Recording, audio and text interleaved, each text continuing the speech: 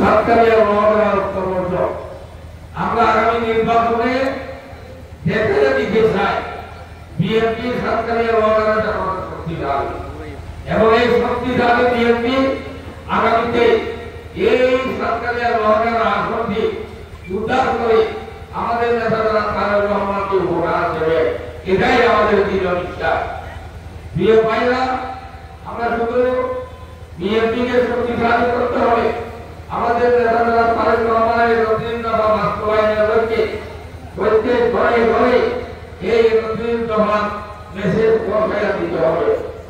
আমি জামাল ভাইয়ের প্রোগ্রামে দেখেছি ৩ দফা একটা লিফলেট তিনি সেখানে স্থাপন করেছেন।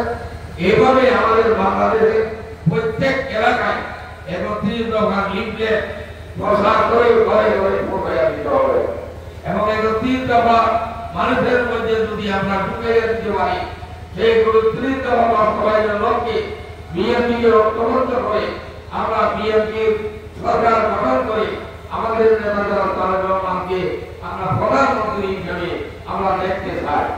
প্রিয় ভাইরা, আমি আর কথা বাড়াবো না, শুধু এটুকু বলবো, সরকারি এবং মহানেরা এখানে নেতাদের মনে অনেক দুঃখ থাকবে, দুঃখ আছে বিধায় আমরা বিএনপিতে আছি, দুঃখ কষ্ট নিয়ে আমাদেরকে বিএনপি করতে হবে। আমি